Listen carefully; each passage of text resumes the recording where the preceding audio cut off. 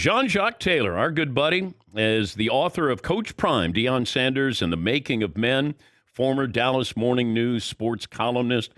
How did this idea for a book with Deion come about?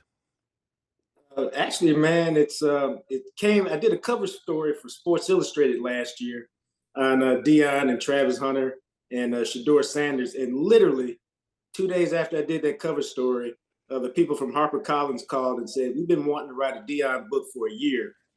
We think you're the guy based on what we read in Sports Illustrated. Would you do it?" And I said, "Hell yeah, I'd do it." I just I got to check with Deion though, so I called Deion. Actually, I texted him. I said, "Hey, give me a call when you get a second." He hit me back a couple minutes later, and I said, "Hey, man, I got this opportunity. What do you think?" And he said, "I got you. Whatever you need, you got it. Go sign a contract." And so I did. And the beauty of it, DP, is that to this day, Deion never asked me who I was talking to, what I was writing about, what angles I was taking. Hey, he just never said anything. He said, "You got the run of the place. You can do whatever you want. I trust you to tell the story in an honest way." Oh, man. That's, having total autonomy, Deion trusted you that much. Now, did you find out anything that Deion would have been upset about or was upset about? No, because Deion is really an honest dude. And so here's the one thing I told him. This was probably 3/4 through the season. I went in his office and I said, "Dog, let me tell you something. You done gave me full access to the program. I can go wherever I want to, talk to anybody I want to, sit in on any meeting I want to. And there's still 100 things going on I have no idea about." And he started laughing. He goes, "This is what a head coach is all about." No, I'm serious. It's amazing all the stuff that goes on that I would find out 2 or 3 weeks later. And it's not that people were keeping secrets. It's just that much goes on at a program when you got 115 players in the program and coaches and their families. And it's amazing because, man, I've been covering the Cowboys since 1995. I've been around football. I know football, but I ain't never been up close in a program or on a team where you really see the inside of how it goes down. And so even somebody who's been around the football as much as me, it was fascinating and it was a great time. I thought Florida State should have reached out and brought Deion in. I was told that Deion was really trying to get a job. I mean, really had to go out there and sell himself to try to have somebody take a chance on him. Jackson State obviously did, but he was still looking to get one of these jobs, maybe in the Dallas area in the state of Texas. Why were schools hesitant, you feel, with Deion and bringing him in to run a program? Well, I think it's this. Number one, even though he's been successful coaching high school, we all know it's a jump from a high school program to a college program. So that's number one. As a program, you got to be bold to hire somebody like Deion because he's not coming in as an assistant. He's coming in as the guy, but he doesn't have a track record as a college coach. So I understand why you would not want to make that move. And the other thing, man, is even now that he is a college coach, Prime is not for everybody. Like he can't work for everybody, nor does everybody want him to work because he does things his way. He believes in his way. He knows his way works. And if you let him do his thing, it's all good.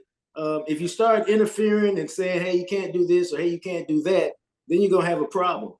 Because the one weakness he has, and we've talked about this many times, the man has no patience. He says, "Hey, DP, I need this done tomorrow." He wants it done tomorrow, not a week from now. He don't want to cut through no red tape. He wants it done now. And as an athletic director, if you're not ready to work like that, then you're going to have a problem with it.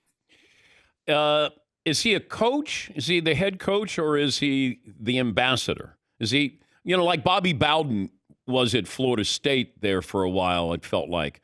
And this isn't a disservice to Deion because I know he's brought in some really good football coaches, but I don't know how would you describe Deion in his role at Colorado?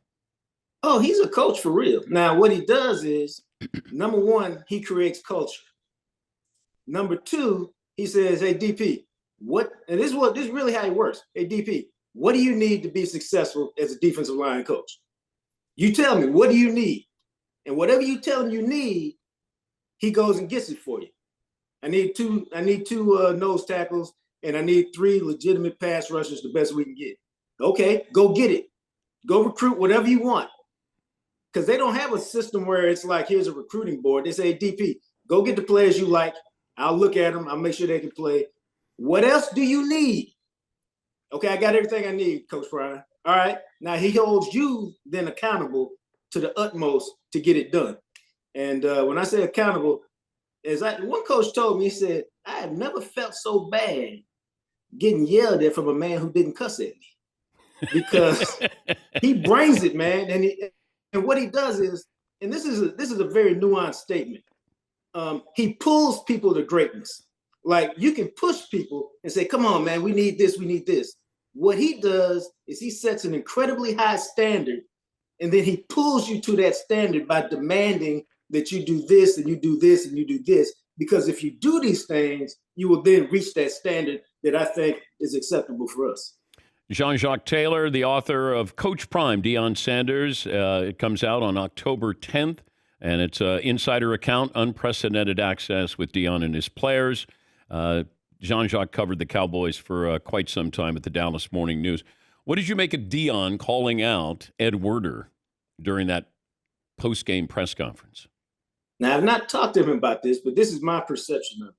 Like, all of us know Werder's a TV guy. He was actually my first partner on the Cowboys. How about that? And so obviously he didn't write anything. I took it more as that was a face that was familiar to him, and that was a situation where he's like, this is a perfect foil for what I'm trying to do, which is say, I need some foils to get out my message of y'all didn't believe in me. Oh, there's a familiar face. Well, sucks for you, buddy. But you're my foil today. That's what I think it was. Did you know the story about Tank Johnson threatening Ed Werder's life, and Ed bought a gun? No. Yeah, he told me the story because he had written something about Terrell Owens and being toxic, and that Romo and Witten and some of these guys wanted him gone. Tank Johnson walks up to Ed Werder and says, "Where do you live?" And he was threatening to kill him. Ed went out and got a gun. That's obviously I was there when Tank Johnson was on the team. I can't believe. I mean, we were all writing that T.O. was toxic in a way, so I don't know why Werder got the one to be threatened. I was telling somebody yesterday about the time Charles Haley almost killed me, and I took some responsibility for it because. Well, tell me the story here. I believe it was 1995, all right. And this is when This is when I loved being a beat writer, even though it was my first year, because you could outwork people. Now everything is you can only talk right now, so it is what it is. So I was in the locker room. It was just me and Nate Newton because it was like 5:30 in the afternoon. And I was just working. And he's showing me some blocking techniques and explaining some stuff to me. And Charles Haley comes in. Now, Charles Haley is forever forever messing with people in a good-natured way sometimes, sometimes not. Well, he said something to me from across the locker room. And me, at that time, I'm 27. I'm full of, you-know-what and vinegar. And I said something back to him. Oh. Because at the time, his daughter was sick. And I basically said, the only reason you've been cool lately is you want some media attention for your daughter. Oh. I said I crossed the line. Oh. And at that point, he looked at me and started walking across the locker room. And Nate was like, dog, you need to go now. And I took one look at Charles and I was like, dog, you right. And I didn't sprint, but I had to quick walk on and I was gone.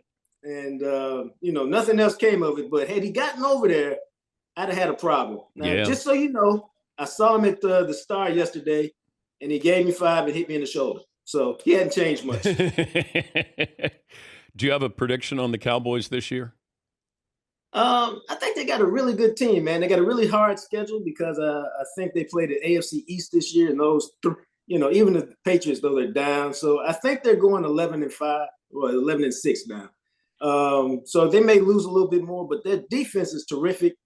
And I feel dumb, but I think this is the year the embarrassing 28-year drought ends, and they get to the NFC Championship game. Wow. Okay. All right. That's what I think. I don't think they get to the Super Bowl, but I think you can see them in the NFC Championship game because I think it's them, Philly, and San Francisco. And I think this is the year that they take one more step forward. You might as well go all the way with it, Jean-Jacques, and they're going to win the Super No, Bowl. no, can't go there, man. Can't go there. I mean, this is a team of disappointment. 07, 14, 16. That's why we had this drop, because those were the years they were poised to get to the Super Bowl and didn't make it happen. So I can't put them there. You had to be thrilled with that opening week win by Deion, though. You're writing a book about Deion, and Deion now is the talk of college football. How exciting was that? I don't know if you were nervous watching it, but, you want that. You want Deion to be recognized, by everybody as a good college coach, and you got that win against TCU. Here's what happened, man. I'm at the game, and you all know this. How's it start? You get 3 and out. Okay, the defense is suspect. 3 and out. I'm going, okay.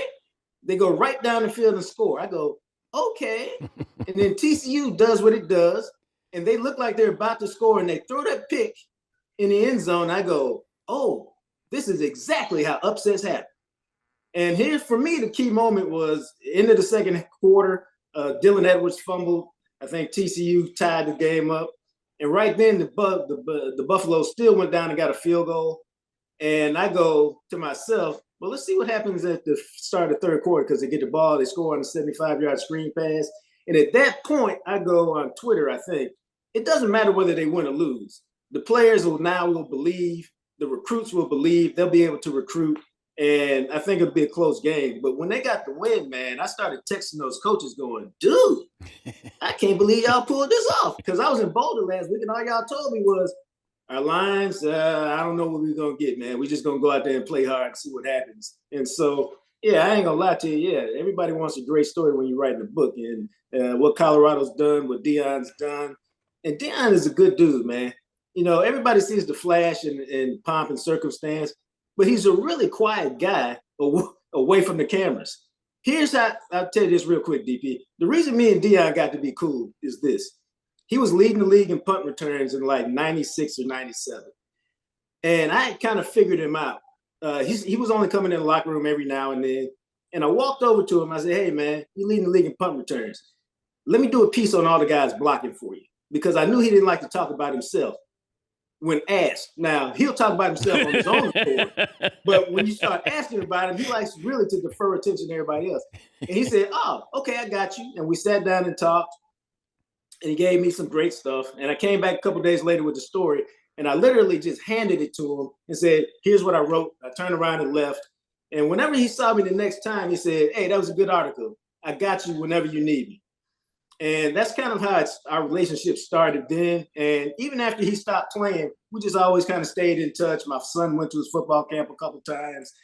And the thing about Colorado is, even Jackson State is, I knew several of the coaches on the team because I had been around his youth program a little bit. And so even though I knew him, I was also familiar with probably half of his staff. And so, we just had kind of an ongoing relationship over the years, and he's a good dude. Good luck with the book. Great to catch up with you again. Thank you. Hey, I appreciate you guys, man. Thanks, DP. Jean-Jacques Taylor, Coach Prime, Deion Sanders in the Making of Men, and Jean-Jacques, down through the years, contributor to this show with covering the Cowboys.